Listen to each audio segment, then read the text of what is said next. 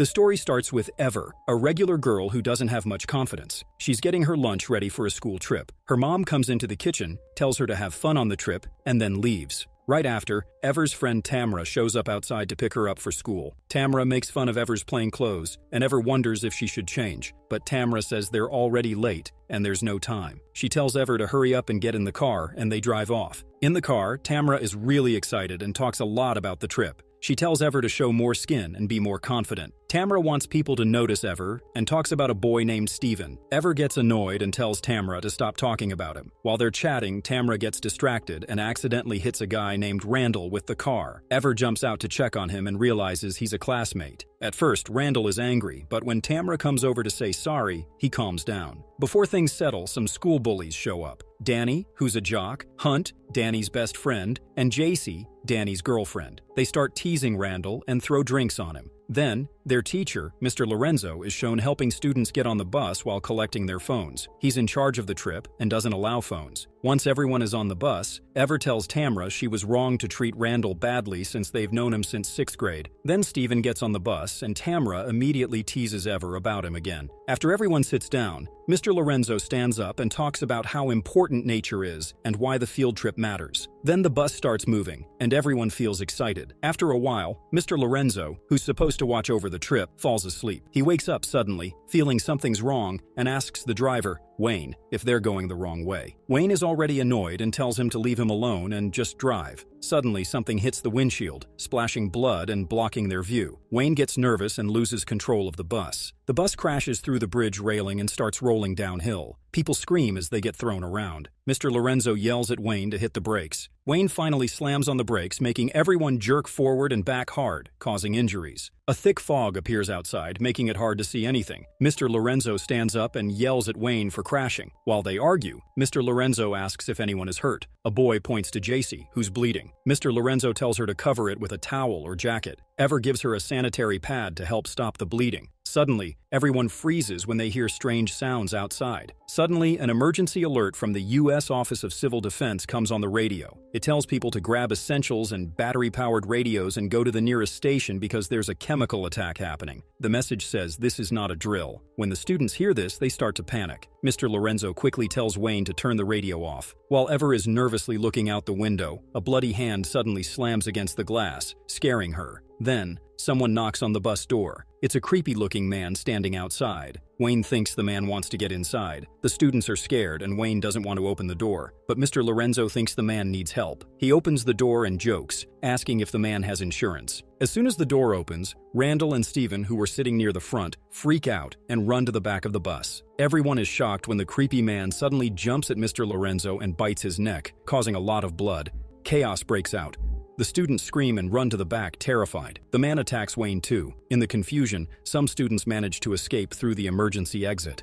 A nerdy girl named Candace falls on the floor and tries to crawl away.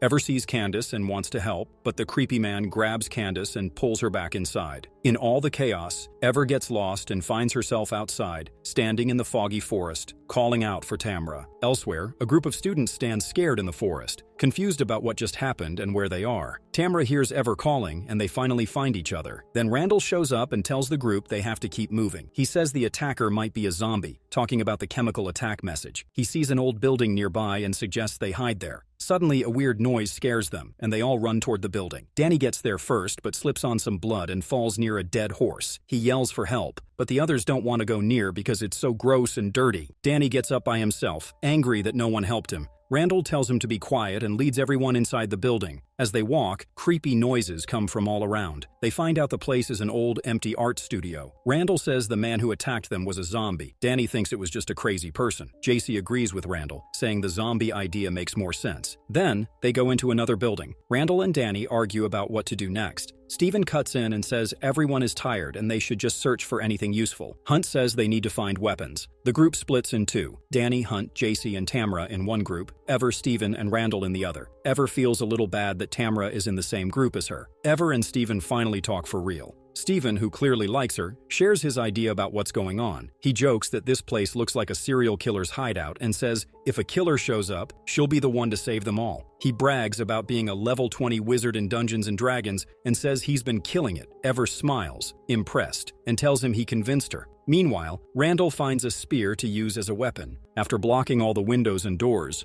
both groups meet back up to decide what to do. Suddenly, they hear Candace's voice outside, the same girl who was taken by the attacker earlier. Ever asks if everyone heard her and goes to the door. She opens it and sees Candace outside asking for help. The creepy man is using her as bait. Ever wants to help, but the others stop her because it's too dangerous. The creepy man slowly comes closer to the door while they all watch. When he moves away, Ever sees Candace through a window and begs the others to help. No one agrees. Desperate, Ever yells for Candace to come inside through the window. Candace hears her and starts coming, but the creepy man suddenly attacks her badly, killing her right in front of them. Out of nowhere, their bus driver Wayne crashes into the building. His mouth is bleeding, and he's clearly turned into a zombie. Ever runs away fast. She sees the creepy man again and runs in the other direction. Luckily, she escapes from Wayne. Screams fill the building as the others run and hide. They end up in a small cabin that suddenly lights up. Inside, Ever and the others find Ryan, their overweight classmate who's been an outcast but looks fine. Ever asks Ryan about the situation. Ryan explains that before he left the bus, he saw the creepy man attacking everyone. He avoided everyone and made it here on his own. He explains others were infected,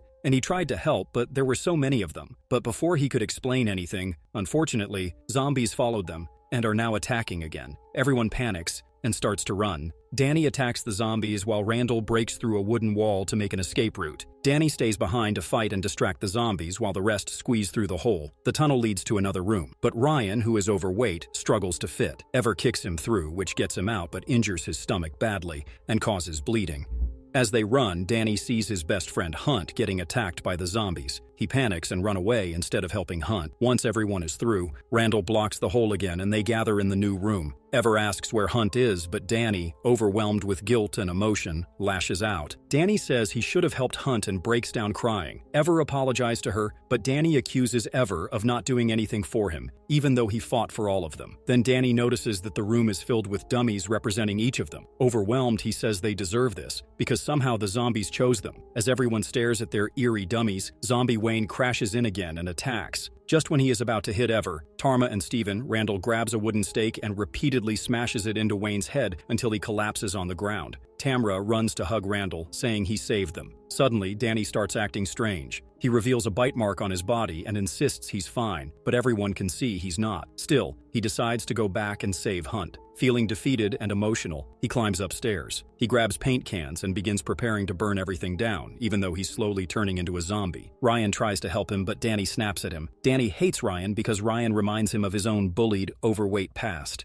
He used to be overweight like Ryan, and as a result of bullying in his past, he transforms himself and now bullies Ryan to feel powerful. Ever steps in, telling Danny to stop, pointing out that he's hurting Ryan. During the fight, zombie Wayne reappears and grabs Danny, dragging him out the window. Danny falls from a great height. Everyone thinks he should be dead, but he gets up and twists his body in an unnatural way, just like a gymnast. Seeing Danny, the group now fully accepts the zombie theory. Randall steps up again and insists they should stay in the building and secure all the exits, but Ever disagrees with him. She argues that they have no food, no water, and no rescue is coming. She challenges Randall's leadership and proposes they distract the zombies on one side of the building and escape from the other to retrieve their phones. Randall forbids it, but Ever stands her ground, saying she doesn't need his permission anymore. Taking action, Ever grabs paint cans, sets them on fire, and throws them down. A nearby parked car catches fire and explodes, drawing the zombies toward it. As she prepares to leave, Randall tries to stop her. Tamra sides with Randall, urging her to stay. Ever leaves Tamra behind after they argue about Tamra ignoring their friendship in favor of aligning with the jocks.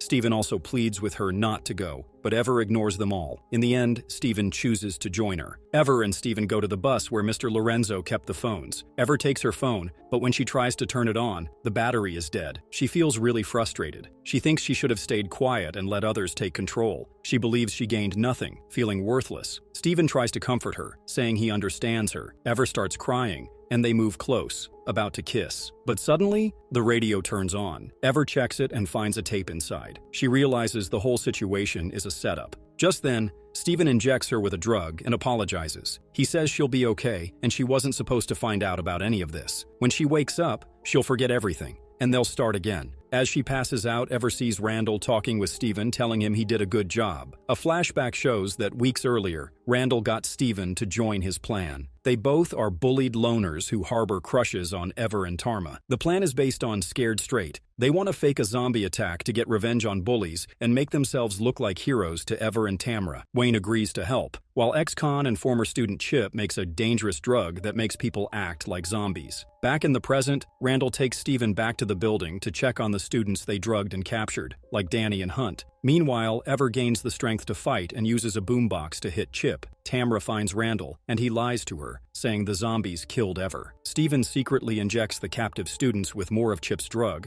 Randall gives weapons to Tamra, Ryan, and JC, telling them to kill their zombie classmates. But Ever appears and tells everyone the truth about Randall and Steven's plan. Tamra hits Randall, and he accidentally reveals a mural he painted of himself and Steven as heroes saving Tamra and Ever from zombified bullies. Now that everything's out in the open, Ever's friends rescue Danny and lock Steven in a cage with Hunt and the other drugged zombies. A big fight starts among them. Randall badly injured Danny. Ever uses a Freddy Krueger-style glove made by Chip, stabbing Randall with many syringes of the drug. Randall turns into a zombie. Tamra, JC, Candace, and a rescued girl named Juniper all work together to fight him. Ever finishes Randall off. Hours later, Wayne, Chip, Randall, and Steven are all taken into custody. The bullies and outcasts finally bond. Ever and Tamra make up. Everyone gets back on the bus, and they discover that Mr. Lorenzo is still alive. Weeks later, PTA worker Ms. Operative visits Randall and Steven in prison. She tells them that the PTA is restarting the Scared Straight program and wants them to lead it.